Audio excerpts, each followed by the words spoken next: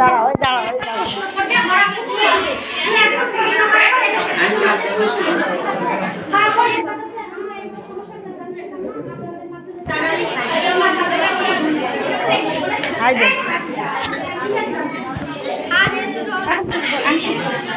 ষষ্ঠ শ্রেণীর শিক্ষার্থীরা তোমাদের এই যে দেখতেছো তোমাদের সপ্তম শ্রেণীর ভাইয়া এবং আপুরা তাদের হেল্প ডেস্ক নিয়ে বসে আছে। এখানে দুটো বিষয় ছিল, একটা হচ্ছে নাগরিক সেবা, একটা হচ্ছে সাইবার নিরাপত্তা ঝুঁকি বা মোকাবেলা। সোশ্যাল মিডিয়াতে সাইবার অপরাধ সম্পর্কে তোমরাও কিন্তু তোমাদের ষষ্ঠ শ্রেণীতে কিছু অংশ পড়েছো। তো এরা আরো বেশি শিখেছে যে কিভাবে সমস্যা হয় সমাধান কিভাবে করা যায়। তোমাদের মধ্য থেকে একজন এদেরকে জিজ্ঞেস করতে পারো কি সমস্যা বা সমাধান দুই দলেরই আছে। যে কোনো দলকে তোমরা যে কোনো প্রশ্ন করতে পারো। কে আগে করবে? খাদিজা তুমি একটা প্রশ্ন করো তো, দেখি তোমার কি সমস্যা বা সমাধান দেখো জিজ্ঞেস করো।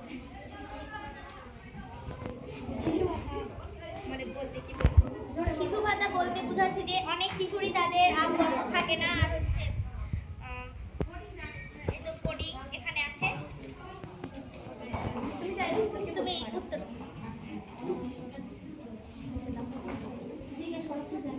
কি জানতে পারলে তুমি? মানে এখানে অনেক শিশুর বাবা মা তাদের শিশুদের খুব ভালো যত্ন করতে পারে না, শিশুদের ছোট রেখে তাদের বাবা মা মারা যায়, আর এতিম শিশুদের জন্য এই শিশু ভাতা। হ্যাঁ, এতিম শিশুদের জন্য সরকারি শিশু ভাতা প্রদান করেছে। ধন্যবাদ তোমাকে।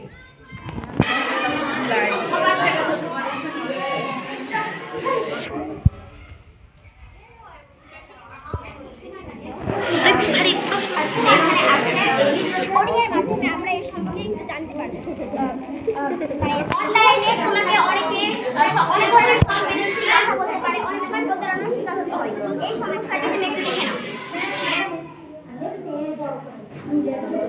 বুঝতে পারলে যে সাইবার অপরাধীরা প্রতারণা মূলক ইমেল ব্যবহার করে আপনাকে সংবেদনশীল করে প্রতারণা করে। ফিশিং আক্রমণ থেকে বাঁচতে ধন্যবাদ। এর মাধ্যমে আমরা অনেক কিছু জানতে পারি। ধন্যবাদ। ওই অল্প বলবে।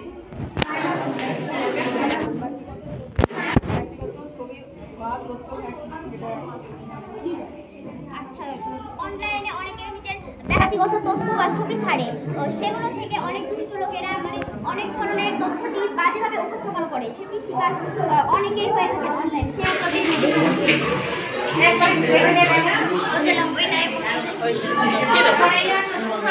আচ্ছা ঠিক আছে, আমরা আগে অনেক কিছুই জানতাম না, এখানে এটার মাধ্যমে আমরা অনেক কিছু জানতে পারলাম, তথ্য জানতে পারলাম। এসবের জন্য আপনাদের অনেক ধন্যবাদ।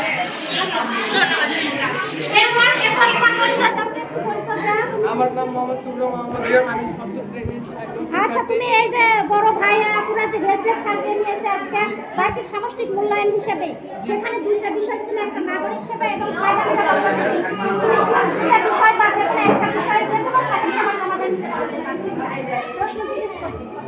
সাইবার বুলিং কিভাবে করতে হয়? সাইবার বুলিং হলো এখান থেকে উত্তর আমার কাছে আছে, সমাধান কোডিং করে আমরা রাখলাম। দেখো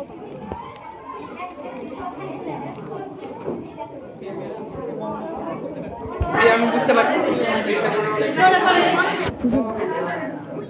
কম্পিউটার বা সিস্টেম সমাধান, কম্পিউটার বা সিস্টেম হয়েছে, তোমাকে ধন্যবাদ। আপনি হ্যাঁ, তুমি এখানে এসে আমাদের কিছু আচ্ছা, এরপরে দেখো, আসো তোমার নাম এখানে যে সাইবার সম্পর্কে অনেক পড়েছো, এখানে আরো একটু দেখো সমস্যাটা সমাধান দিয়ে রাখতে তোমার আক্রমণ বলতে অনলাইনে অনেকে কথাবার্তা বা অত্যা কারণে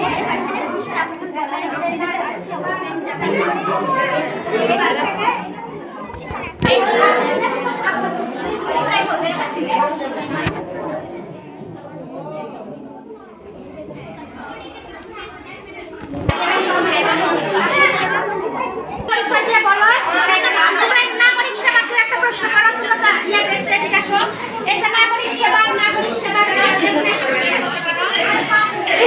বয়স্ক ভাতা, এই বয়স্ক ভাতাটা হচ্ছে আমরা কোডিংয়ের মাধ্যমে এটা দিয়েছি। তুমি এই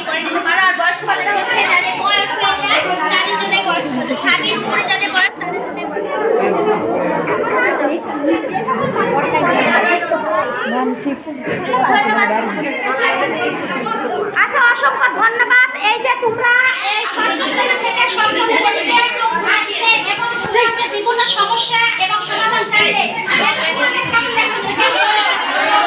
এর পরবর্তীতে সপ্তম শ্রেণীতে উঠলে তোমাদের কিন্তু এই ধরনের আরো কাজ পাবে, আরো বেশি বেশি জানতে পারবে। তোমাদের এই আসার জন্য অসংখ্য অসংখ্য ধন্যবাদ। তোমরা তোমাদের ক্লাসে চলে যাও, তোমাদের দিয়ে শেষ করো। অসংখ্য ধন্যবাদ।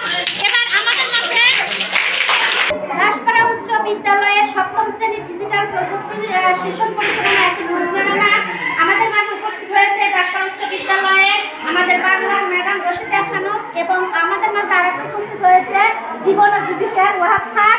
তো ওনারা তাদের বিভিন্ন সমস্যা এবং সমাধান যারা তোমরা নিশ্চয় সাইবার অপরাধ নিরাপত্তা বিদ্যুৎ এবং নাগরিক সেবা প্রার্থীদের সরকারের যে বিভিন্ন সমস্যা বা সমাধান এর আপনাদের এর মধ্যে থেকে হেল্পলেস নিয়ে আসছে, মানে বিভিন্ন সমস্যা তৈরি করছে এবং উত্তরটাও বলবে। এর মধ্যে কোনো কিছু থেকে আপনাদের তথ্য জানার থাকে সেটা ধন্যবাদ ম্যাডাম। আমার জানার ইচ্ছা হচ্ছে যে সাইবার বুলিংটা কি? ম্যাডাম দেখুন এখানে আছে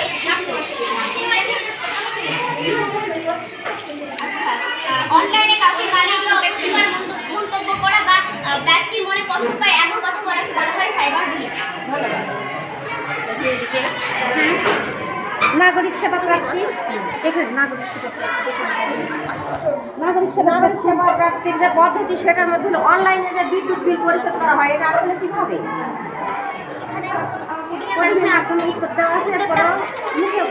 পেতে পারেন। অনলাইনের মাধ্যমে যে আমরা অল্প সময়ের মধ্যে যে বিদ্যুৎ বিল পরিশোধ করি তাকে আমরা অনলাইনে বিদ্যুৎ বিল পরিশোধ করি। আপনাকে আজকে যে বিভিন্ন সমস্যা জানলেন বা সমাধান জানলেন এতে কেমন লাগছে? এই যে ছোট সপ্তম শ্রেণীর আমার কাছে খুব ভালো লাগছে যে অল্প বয়সে এরা শিখছে। আচ্ছা, অসংখ্য ধন্যবাদ ম্যাডাম। এবার